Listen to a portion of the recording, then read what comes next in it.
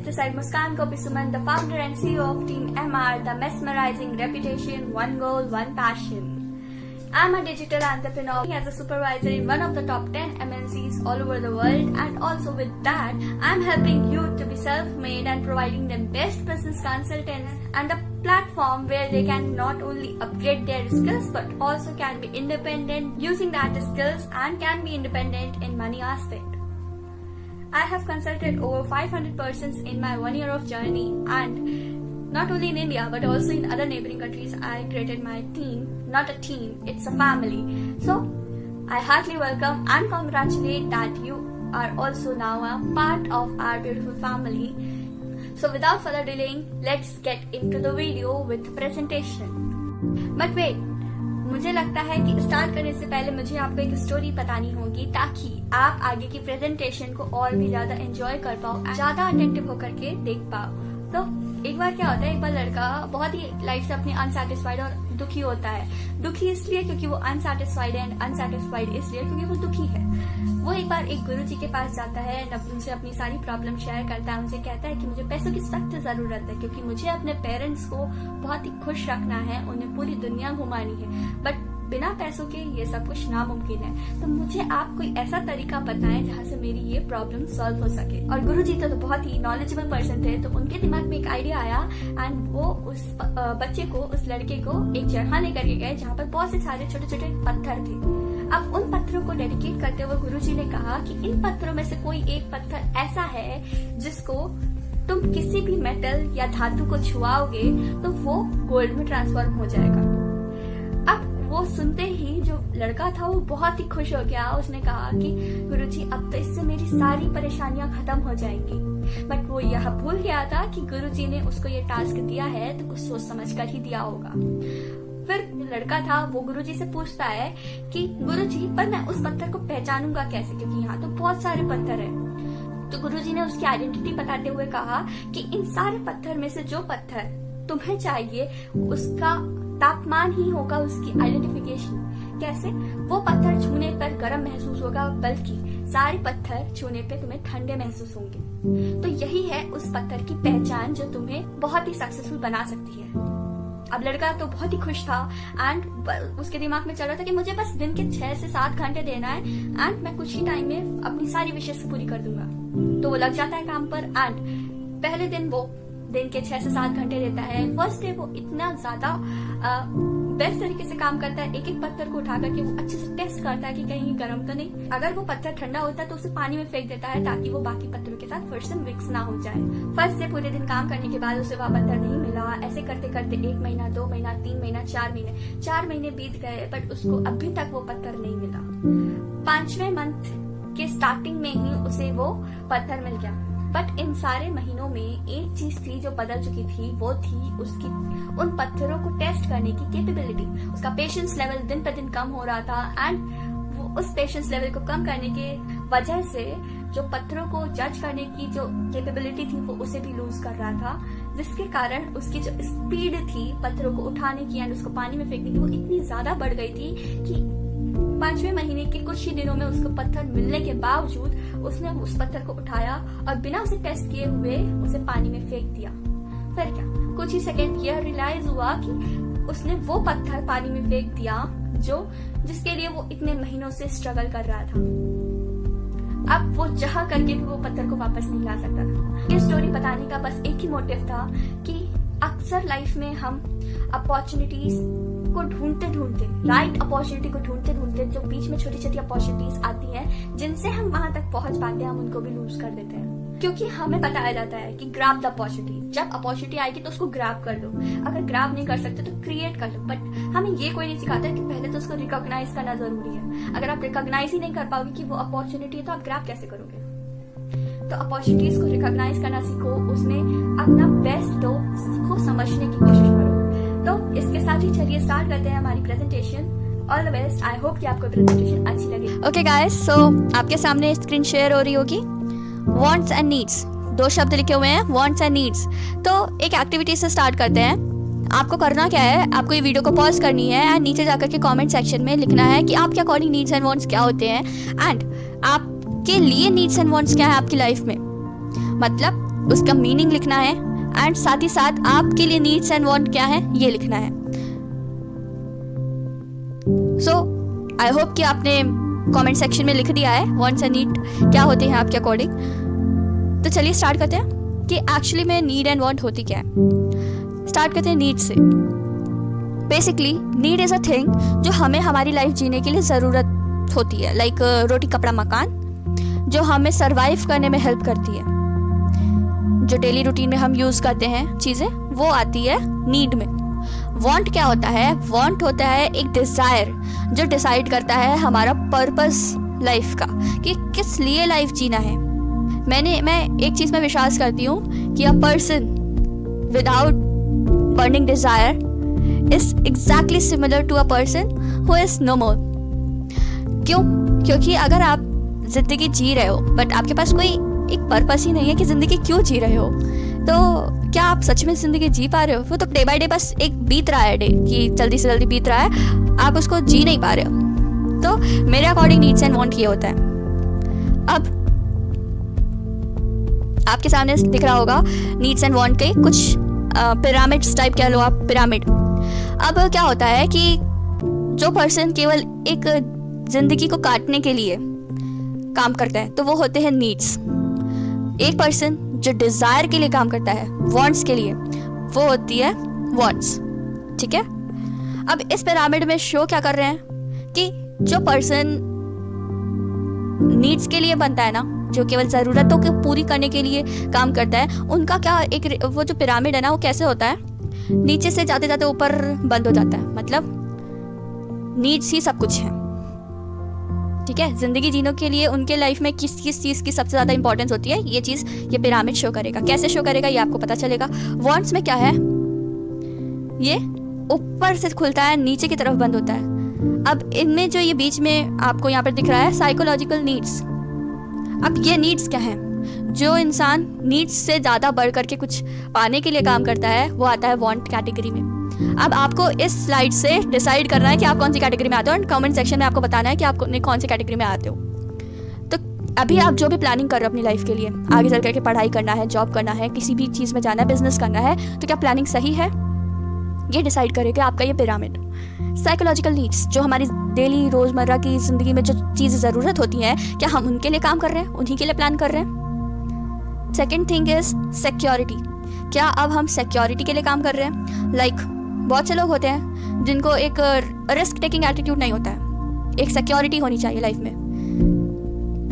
Next आता है social relationships. अब ये क्या होता है? ये दोनों में ऑलमोस्ट बराबर की पोजीशन पर है। सोशल रिलेशन हर जगह आपको हेल्पफुल रहता है, बट वो रिलेशन कैसा है ये डिफर करता है, ये मैटर करता है। क्या आपका सोशल रिलेशनशिप आपको बस एक एंटरटेनमेंट पर्पस के लिए है, या आपको अपनी लाइफ में कैसे ग्रो करना है इस चीज़ के लिए है। दो तरह के रिलेशंस होते हैं, रिश्तेदार होते हैं आपके, फ्रेंड्स, फैमिली, रिलेटिव्स। एक तो होते हैं बेटा ये कर लो, आराम से ज़िंदगी कट जाएगी, इतना कर लोगे, इतना कमा लोगे, इतना मिल जाएगा। एक होता है कि बेटा ये नहीं कर पाए तो तुम क्या कर पाओगे। किस तरीके का सोशल रिलेशनशिप आपका है, अब आप ये चीज़ भी देखो। यहाँ पर प्लानिंग कैसे की गई है, आपने अपनी लाइफ में कैसे की है प्लानिंग, क्या इस प्लानिंग के थ्रू आप चल रहे हो। नेक्स्ट आता है रिकॉग्नाइजेशन। आपने बहुत कम लोगों को देखा होगा, एंड ये पिरामिड्स एक चीज़ और डिफाइन करता है, कैटेगरी। 95% category and 5% category. आपने आज की दुनिया में ये चीज़ ज़रूर देखी होगी कि 95% लोग 5% पैसा कमा रहे हैं, बट ऐसे बहुत ही कम लोग हैं, मतलब 5% कैटेगरी, जो 95% पैसा अपने पास ला रहे हैं। तरीका सेम है बट माइंडसेट डिफरेंट है। कर वो भी अपनी ज़रूरतों को पूरा करने के लिए रहे हैं, बट साथ ही एक डिज़ायर भी है कि ये नहीं किया तो क्या किया। एक डायरेक्शन है, विजन है। वहीं दूसरे लोग बहुत जो 95% कैटेगरी में आते हैं सोचते हैं कि भाई हो गया, सिक्योरिटी है, जॉब है, सब कुछ अच्छा है, इतना मुझे पेमेंट आ जाएगा, लाइफ में सिक्योरिटी तो है, आगे चल करके मुझे परेशानी तो नहीं होगी। ठीक है, तो ये डिसाइड करिए। रिकॉग्नाइजेशन आता है। रिकॉग्नाइजेशन बहुत कम लोग ऐसे होते हैं जो अपनी रिकॉग्नाइजेशन के लिए, अपनी आइडेंटिटी क्रिएट करने के लिए काम करना चाहते हैं। मोस्ट ऑफ द टाइम आपने देखा होगा कि लोग पैसे कमाने के लिए काम करना चाहते हैं, पैसे मिल जाए कहीं से भी बस। बट पैसे तो हर कोई कमा रहा है। आज एक रिक्शे वाला भी तो पैसे कमा रहा है, मेहनत ही कर रहे हैं, हार्डवर्क कर रहे हैं। अगर हार्डवर्क करने से पैसे कमा लेते और अमीर बन सकते थे तो आज सबसे ज़्यादा अमीर शायद रिक्शे वाला होता, क्योंकि उससे ज़्यादा हार्डवर्क तो कोई नहीं करता। तो ये जनरेशन चेंज हो चुकी है। अब हार्डवर्क करने से ही काम नहीं बनेगा, आपको कुछ अदर स्किल्स की भी हेल्प लेनी पड़ेगी। एक आइडेंटिटी क्रिएट करनी पड़ेगी, लोगों के सामने आना पड़ेगा, अपनी स्किल्स को अपग्रेड करना पड़ेगा।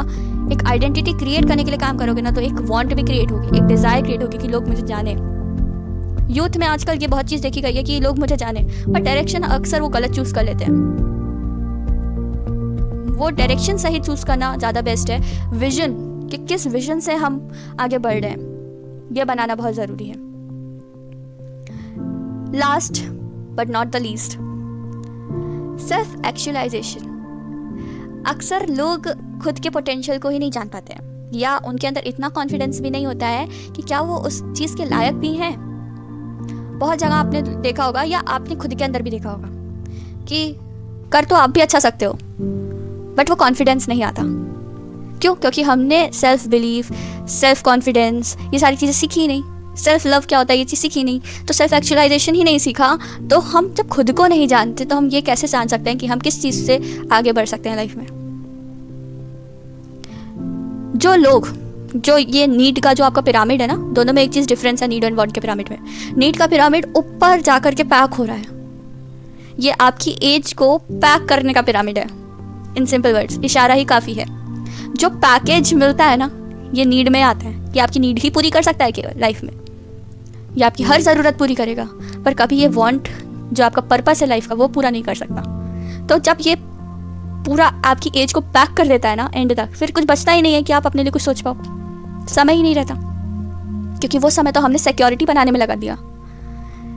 वांट का पिरामिड अगर आप ध्यान से देखोगे ना, यहाँ पर तो एक, अगर आप देखोगे तो आर्म्स फैले हुए हैं हमारे कि आओ जितना आना है, पहले खुद को पहचानो, खुद में पोटेंशियल ढूंढो, देन बाकी चीज़ अपने आप आ जाएंगी। खुद के राजा बनो। तो जो इंसान हाथ फैला करके कह रहा है कि आओ सारी पावर मेरे पास, आओ तुम मेरे हो, वो इंसान आगे बढ़ेगा, या वो जो सिक्योरिटी के लिए अपनी एज को पैक कर रहा है? वो पैकेज वर्ड ही आपका यही डेडिकेट करता है कि आपकी एज पैक हो चुकी है, आपको इतना इतना इतना मिलेगा, तो आप इसके लिए रेडी हो। और आप खुशी खुशी बोलते हैं मेरा सेलेक्ट हो गया, मैं बोलना नहीं चाहती, एंड आप खुशी खुशी बोलते हैं कि मेरा सिलेक्शन हो गया है, मिठाइयाँ बांटी जाती हैं, बट वो एक्चुअली आप अपने लिए क्या कर रहे हो ये आपको समझ आ चुका होगा। बाकी एक क्वेश्चन आपके लिए ना, what do you want to achieve, your needs और वांट। अब आप क्या अचीव करना चाहते हो ये आपके हाथ में है। आप जो भी प्लानिंग कर रहे थे अभी तक, क्या वो सही है? ये छोटी सी एक्टिविटी करने का रीज़न यही था, नीड एंड वांट। अपनी प्रेजेंटेशन स्टार्ट करने से पहले नीड एंड वांट बताने का रीज़न भी यही था कि पहले तो आपका माइंडसेट क्लियर होना चाहिए, आपको चाहिए क्या। अगर आपको ज़रूरतें पूरी करनी है तो ज़रूरत तो हर कोई पूरी कर रहा है। जैसा मैंने बताया, रिक्शे वाला भी तो कमा रहा है, अपने घर का, अपने फैमिली का पेट भरने के लिए तो कमा रहा है। बट वहीं सेम चीज़ तो हमारे देश के सबसे अमीर इंसान मुकेश अंबानी जी वो भी कर रहे हैं।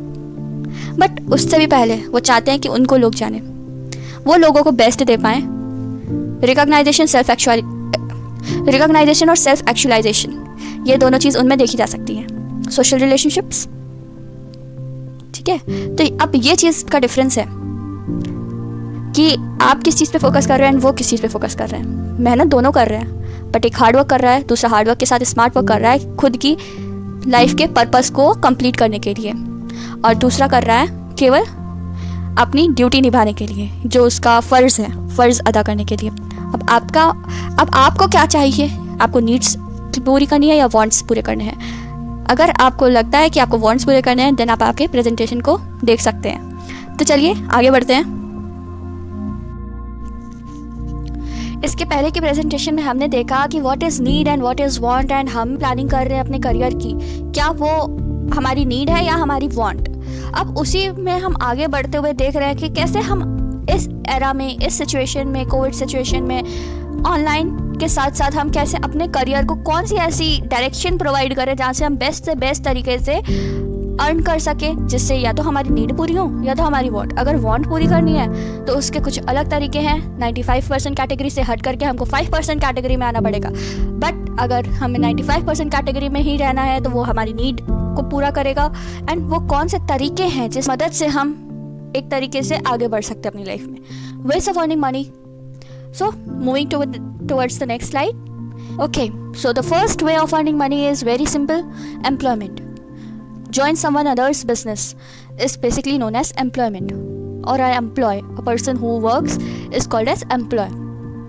95% category इस बात को मानती है, एंड सेम हमारे पेरेंट्स, हमारे रिश्तेदार भी हमको इसी चीज़ से प्रमोट करते हैं, एंड उससे भी बढ़कर हमारा एजुकेशन सिस्टम भी हमें यही सिखाता है कि कैसे हम जल्दी से जल्दी एम्प्लॉयड हों।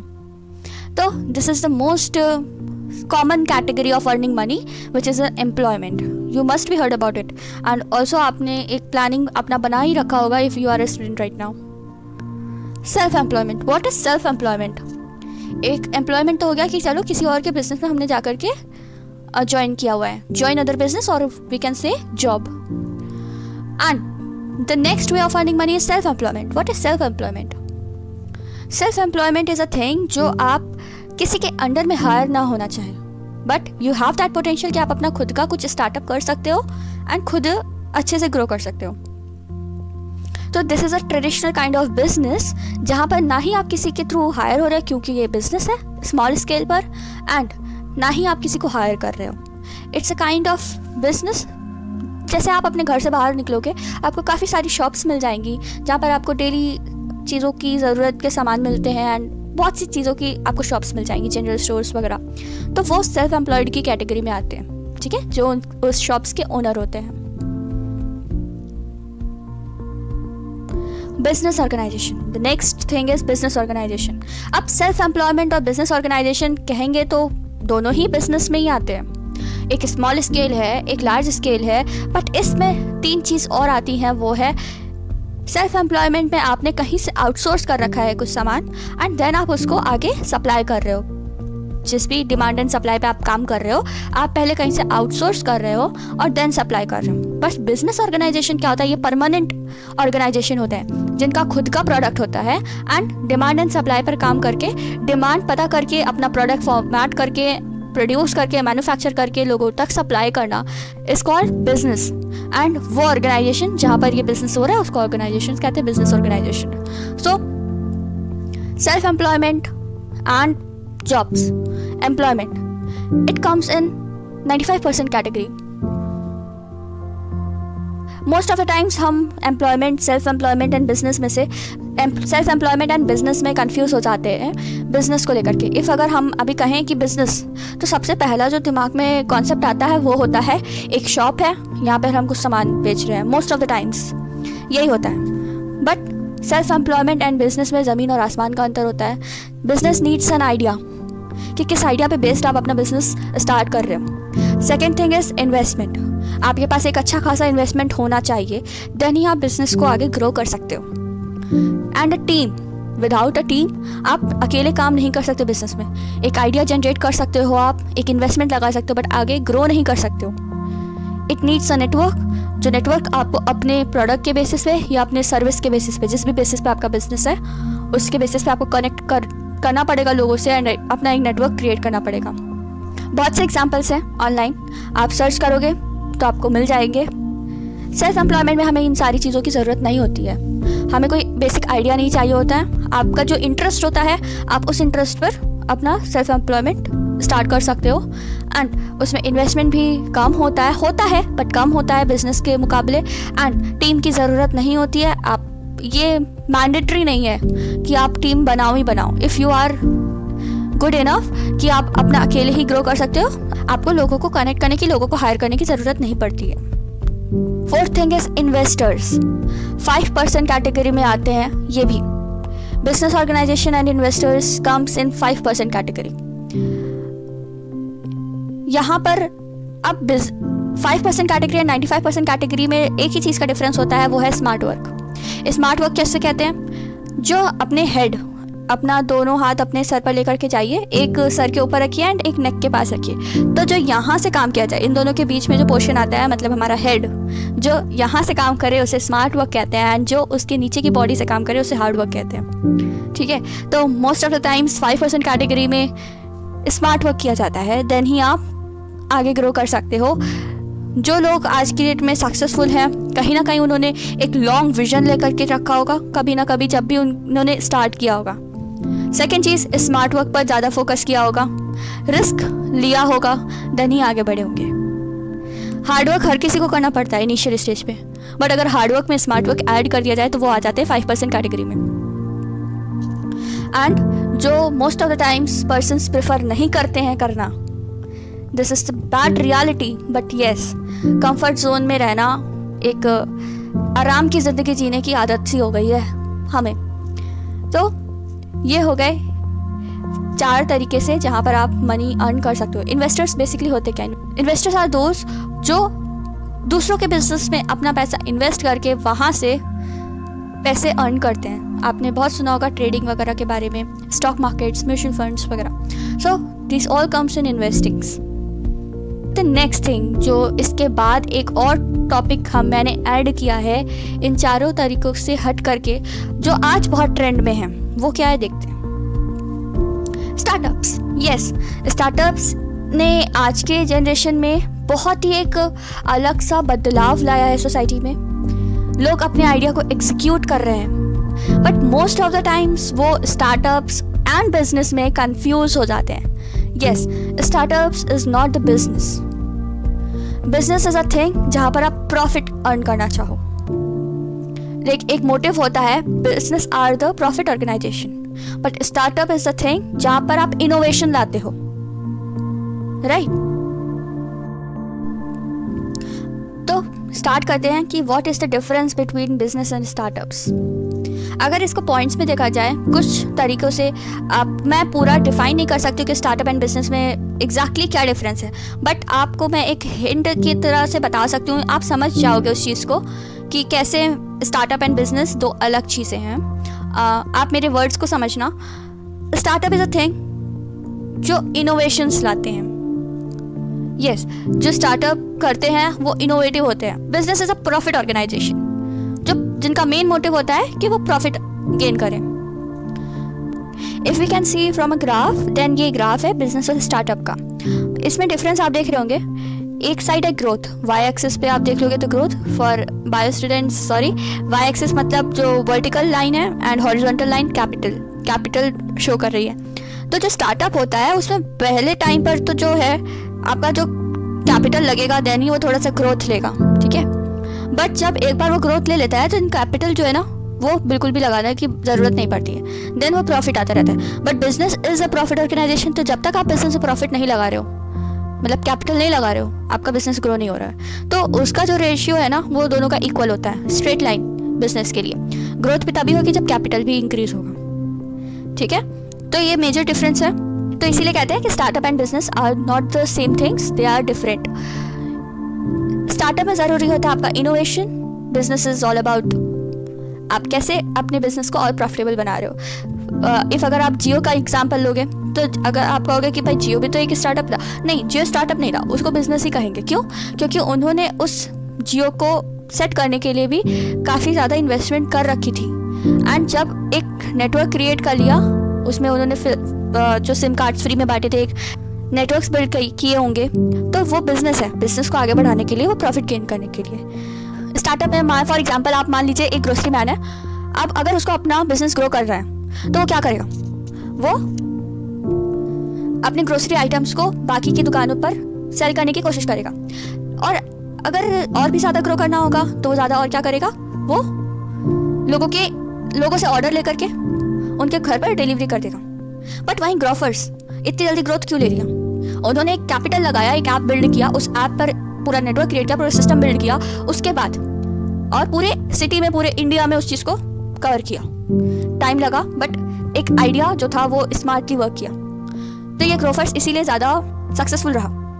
वैसे ही उबर ओला से पहले भी यहाँ पे टैक्सीज मिलती थी रेंट पर, बट जो एक फ़र्क था, रियल टाइम पर नहीं मिलती थी। तो उन्होंने क्या किया, एक ऐप बिल्ड किया, रियल टाइम पर टैक्सीज को पहुँचाने का काम स्टार्ट कर दिया, एक टीम क्रिएट की, एक सिस्टम बिल्ड कर दिया, एंड देन उबर ओला ने ग्रोथ ले ली।